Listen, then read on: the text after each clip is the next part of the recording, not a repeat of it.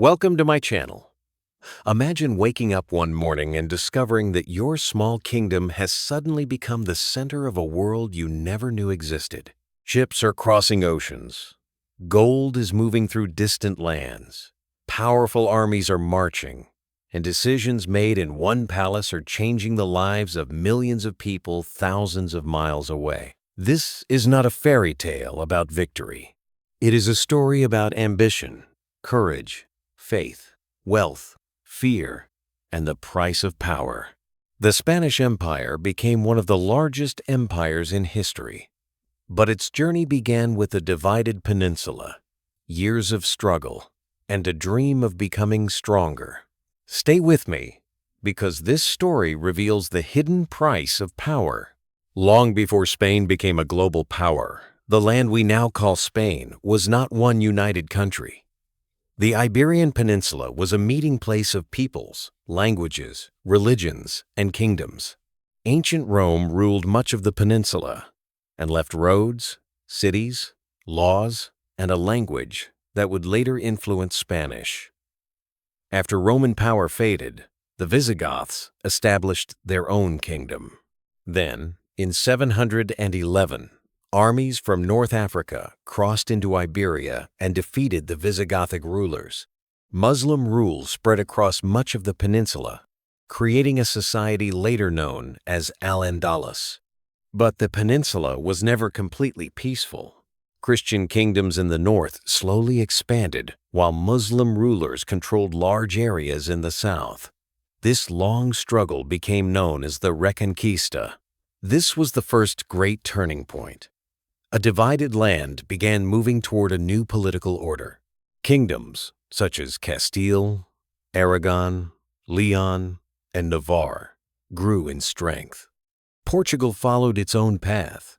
Then came a marriage that changed the direction of history. Ferdinand of Aragon and Isabella of Castile joined their dynastic interests and created a powerful partnership. They became known as the Catholic monarchs and pushed for stronger royal authority and religious unity. Their next goal was Granada, the last major Muslim kingdom in Iberia. Yet it stood under growing pressure. In 1492, Granada surrendered. This was the second turning point. For many Muslims and Jews, however, the years that followed brought fear, forced conversion, exile, and persecution. The rise of a united Spanish monarchy therefore carried both achievement and suffering. Then, in that same extraordinary year, a sailor named Christopher Columbus proposed a risky idea. Instead of traveling east toward Asia, he believed he could reach Asia by sailing west. Ferdinand and Isabella agreed to support his expedition. Columbus sailed across the Atlantic and reached Caribbean islands in 1492. He did not reach Asia, but his voyage opened a path that would transform the world. This was the third turning point. Europeans now had a new route into lands they had not understood, while millions of indigenous people already living there faced a future they could not imagine. Spanish ships soon crossed the Atlantic more often. Settlers arrived. Soldiers came. Priests followed. But another force traveled with the ships: disease. Smallpox and other illnesses devastated indigenous communities because many had no previous exposure and therefore little resistance. Population loss became one of the greatest tragedies of the conquest. The fourth turning point came as Spain moved from exploration toward permanent colonization. Settlements became centers of control, and Spanish leaders demanded labor and resources. The Spanish did not conquer every region through Spanish soldiers alone. This would soon matter enormously, because beyond the Caribbean were civilizations far larger and more organized than many Europeans expected. Stories began spreading about immense cities, wealthy rulers, and treasures of gold and silver. Ambitious soldiers heard these stories and saw a chance to change their lives forever. They were called conquistadors, and their arrival would create the fifth turning point. Spain was no longer simply discovering distant lands. It was preparing to fight for control of them. Among the most ambitious was Hernán Cortés, who sailed toward Mexico in 1519. He had limited numbers, But he had weapons, horses, experience, determination, and something even more valuable: the ability to exploit divisions among local peoples. His campaign would soon bring him face to face with the powerful Mexica state, often called the Aztec Empire. But behind these political changes was a deeper transformation. Spain was learning to think beyond its borders. The ocean was no longer only a barrier. It was becoming a road to opportunity. Every voyage carried hope for merchants, soldiers, and rulers. But it also carried danger for the people already living across that ocean. This tension would define the empire for centuries. The coming conquest would show how quickly ambition could turn opportunity into conflict, and how one decision could redirect the future of entire continents. And when that meeting happened, the future of Spain, Mexico, and the entire Atlantic world would change deeply forever. The story now enters the moment when Spain's dream of greatness became a reality, but also when that dream began to carry a terrible price. Spain had crossed the ocean, but the greatest challenge was still waiting on the other side. The lands beyond the Atlantic were not empty, weak, or without history. They were home to powerful societies with their own cities, leaders, armies, beliefs, and dreams. This became the next turning point. Spain was no longer simply exploring. It was beginning to conquer. Spanish soldiers arrived with horses, steel weapons, armor, and a strong desire for wealth and fame. Yet their greatest advantage was not always their weapons. It was their ability to use divisions that already existed among native groups. Some communities had deep disagreements with powerful rulers, and Spanish commanders quickly learned how to turn those disagreements into alliances. This changed everything. Instead of fighting every enemy alone, the Spanish often gained local supporters who knew the land, languages, and political tensions. The next turning point came when Spanish forces reached the great civilization of central Mexico. Before them stood a huge capital filled with markets, temples, waterways, and thousands of people. The city seemed almost unbelievable to European visitors. But behind its impressive strength were political tensions. The ruler controlled many surrounding communities, and some of those communities were unhappy with his demands. A Spanish commander understood this weakness and used it carefully. He did not simply march forward with a tiny army and expect victory. He negotiated, threatened, promised, and formed partnerships. A local woman who became an interpreter played an important role in communication, helping the newcomers understand languages and political situations. Her story remains complicated, but it shows an important truth. Sometimes history turns because of people whose names are not always placed at the center. Soon, Spanish forces entered the great capital. At first, there were attempts at diplomacy, but trust quickly disappeared. The Spanish leadership took the local ruler prisoner, and fear spread through the city. This became another turning point. A meeting that might have remained political became a struggle for survival. Violence followed. The Spanish were forced out, but they returned with more allies. Then disease struck. A sickness brought from Europe spread among people who had never faced it before. Thousands died, weakening resistance and creating chaos. The city eventually fell, and Spanish control expanded across the region. But this victory came with enormous destruction. A powerful civilization had been defeated, and a new colonial order was being built over its ruins. Spain now possessed a vast and valuable territory, but another challenge waited far to the south. Across the mountains of South America stood another remarkable empire. The Inca had created an enormous state connected by roads, mountain settlements, farming terraces, storehouses, and organized administration.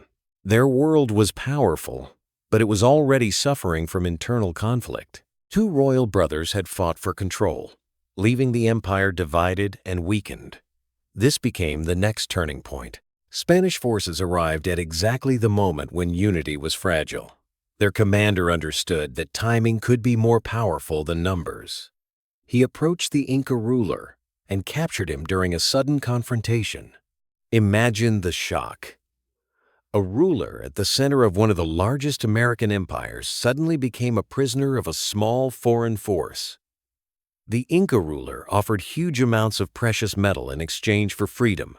Gold and silver filled the Spanish imagination, and the promised treasure seemed like proof that their dreams were becoming real. Yet even after the payment was delivered, the prisoner was killed. This decision opened the way for deeper Spanish control.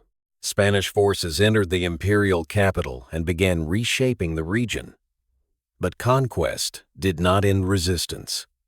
Native communities continued fighting, and some resisted for years.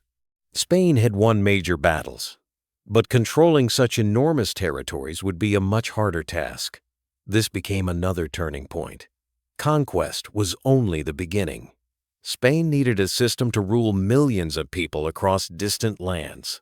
It created large colonial territories governed in the name of the Spanish crown. Officials collected taxes, enforced laws, supported settlements, and protected royal interests.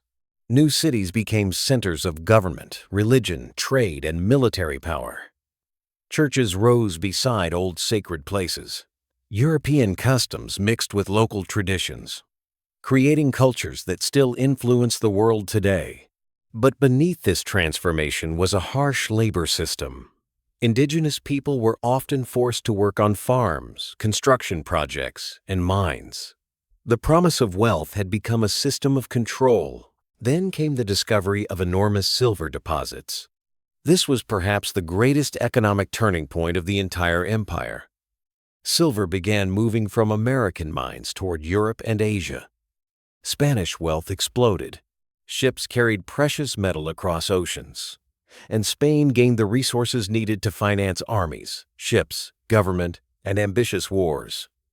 Yet the silver had a hidden cost. Workers faced dangerous conditions, exhaustion, disease, and death. The empire was becoming richer, while countless people were paying the human price.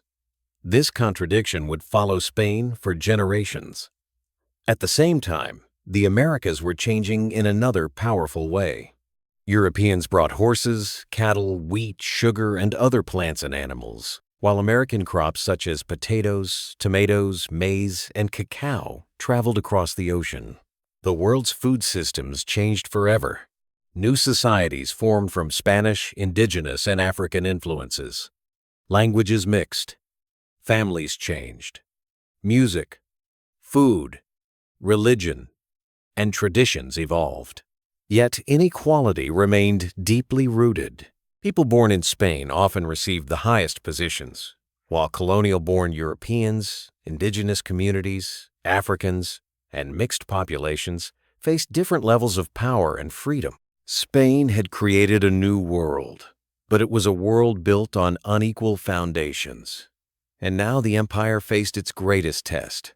Could all this wealth turn Spain into a power that would last forever? The greatest surprise was that Spain's treasure did not automatically create lasting strength. Silver could fill royal ships, but it could not guarantee wise decisions, strong industries, or permanent control. Spain had reached a level of power that few kingdoms had ever imagined. Yet the higher it climbed, the more difficult it became to remain at the top. This was the next turning point. The empire had become so large that protecting it required enormous amounts of money, soldiers, ships, and careful planning.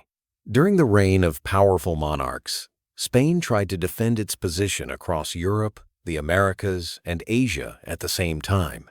The Spanish crown saw itself not simply as a ruler of territories, but as a defender of its faith and its royal authority.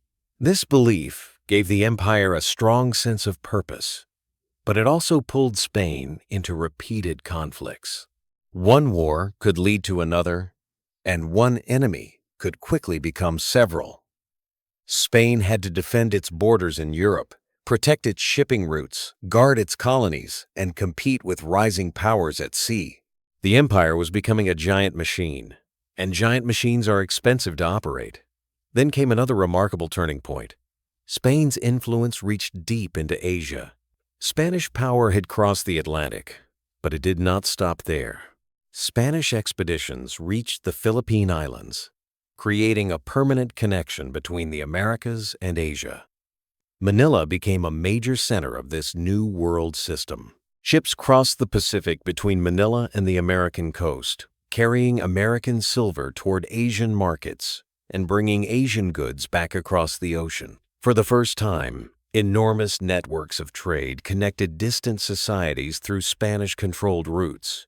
Silver from American mines could eventually reach merchants in Asia, while silk, porcelain, spices, and other valuable products could travel toward the Americas and Europe. Spain had become part of a truly global economy.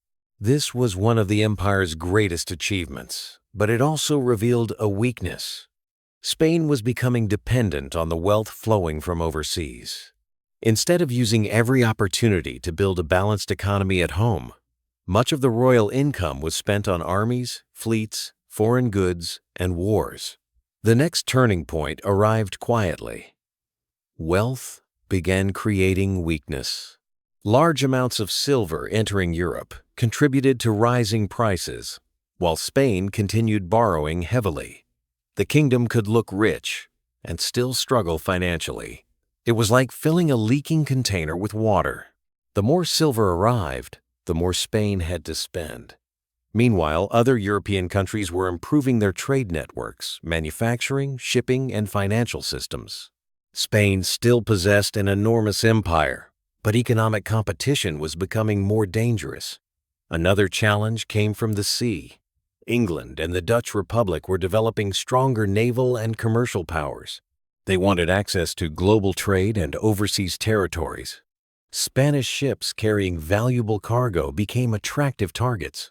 Pirates and private raiders attacked shipping routes, forcing Spain to spend even more money protecting its treasure. The ocean that had once brought Spain wealth was now becoming a battlefield. Then came one of the most famous turning points in Spanish history, the failed attempt to invade England. Spain assembled a massive fleet with the hope of forcing England back under Catholic influence and weakening its support for Spain's enemies. The fleet became known as the Spanish Armada.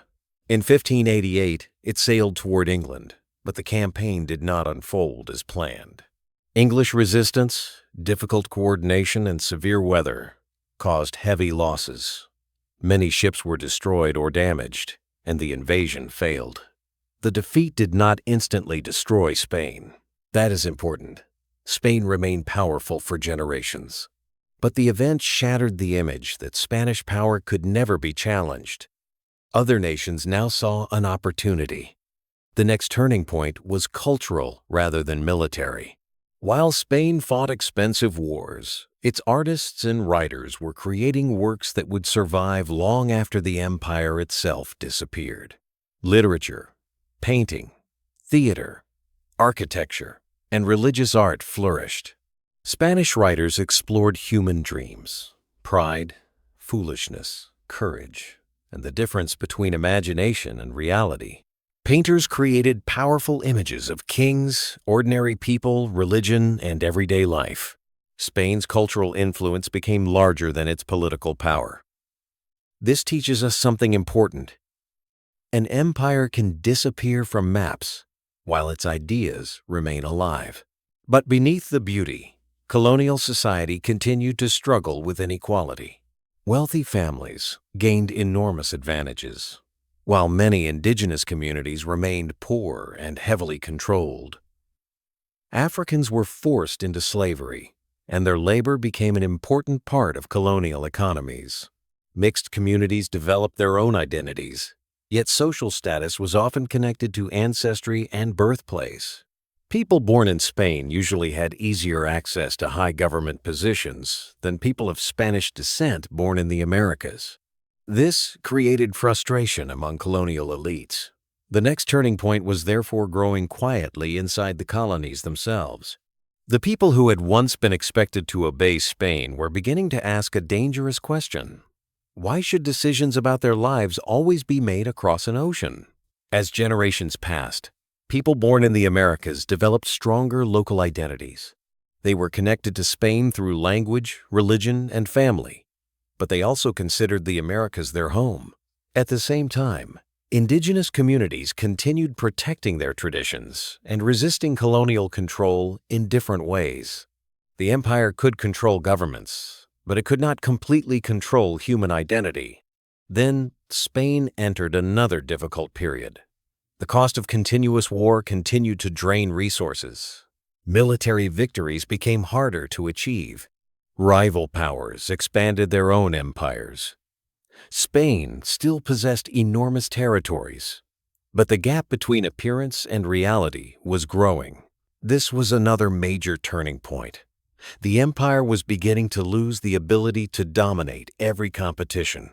By the 18th century, Spain attempted to reorganize its imperial system. New rulers introduced reforms designed to increase royal income, improve administration, strengthen defenses, and regain control over colonial affairs. On paper, these reforms looked like a solution, but stronger control could also create stronger resistance. Taxes increased in some areas. Local privileges were challenged. Colonial elites felt their influence was being reduced. The reforms strengthened the crown while weakening the sense of partnership between Spain and many people in the colonies. The empire was trying to repair itself, but some of its repairs were creating new cracks. Then history delivered another shock. France, under Napoleon, invaded Spain. The Spanish monarchy was thrown into crisis. The authority of the king became uncertain, and the country entered a period of war and political confusion. This became the final major turning point before independence movements exploded across Spanish America. If the kingdom itself could be invaded and its ruler removed, then colonial leaders could no longer assume that Spanish authority was permanent. Across the Americas, people began discussing self-government, reform, and independence. The old empire was still standing, but the foundations were moving. And now the question was no longer whether Spain could expand. The question was whether Spain could survive the forces of change it had helped create. The final stage of the Spanish Empire began with a question that every great empire eventually faces. How long can a distant power control people who are learning to control their own future? Spain had survived wars, financial crises, foreign attacks, and growing resistance. But the crisis created by Napoleon changed the situation completely. When French forces entered Spain and the Spanish monarchy was thrown into confusion, the old belief in permanent royal authority became weaker. Across Spanish America, political leaders began asking whether they should continue obeying officials connected to a weakened European government. The answer slowly became clear. Independence movements began spreading, and this became another turning point in the story of the empire. In different regions, people rose for different reasons, but the desire for greater freedom became stronger. Some wanted complete independence. Others wanted political reform. Some wanted to protect their local power. Indigenous communities had their own struggles and hopes. Ordinary people wanted relief from taxes, forced labor, discrimination, and unequal treatment. The independence era was therefore not one simple revolution. It was a collection of movements that slowly broke the structure Spain had built over centuries. One of the most important leaders was Simón Bolívar, who became a powerful voice for independence in northern South America. He believed that Spanish America could create its own future. His campaigns helped free large territories from Spanish control.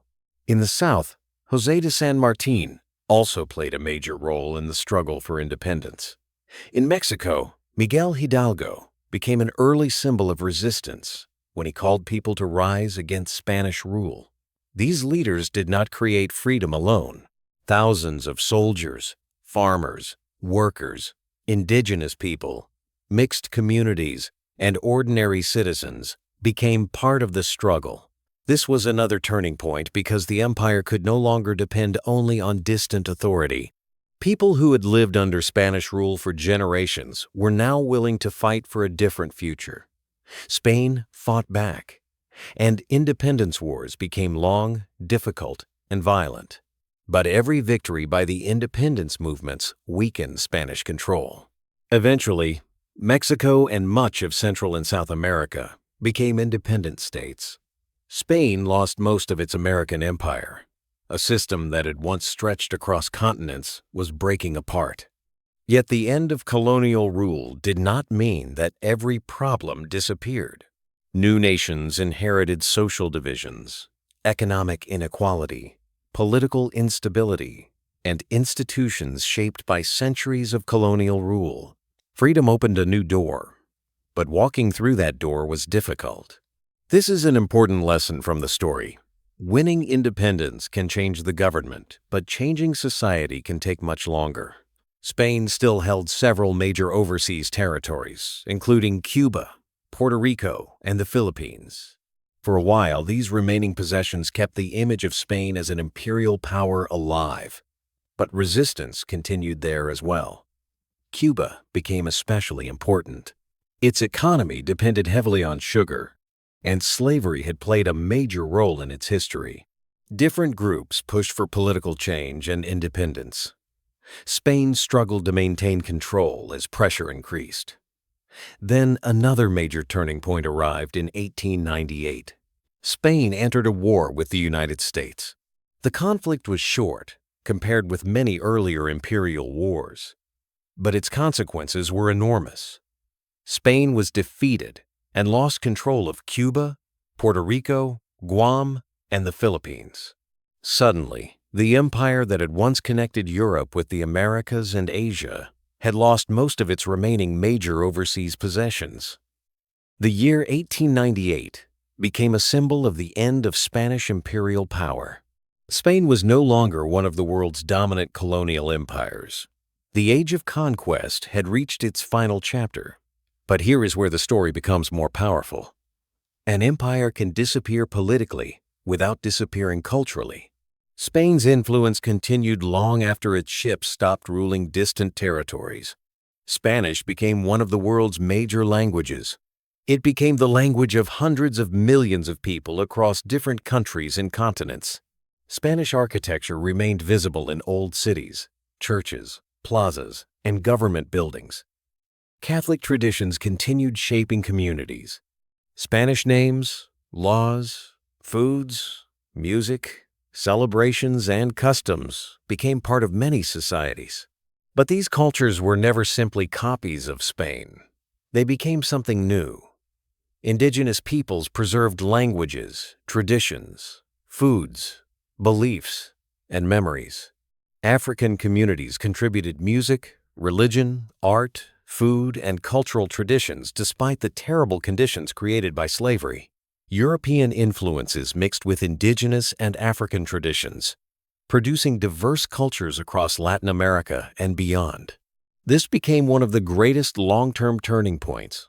The empire created connections that later generations transformed into their own identities. The legacy, therefore, cannot be described as only Spanish.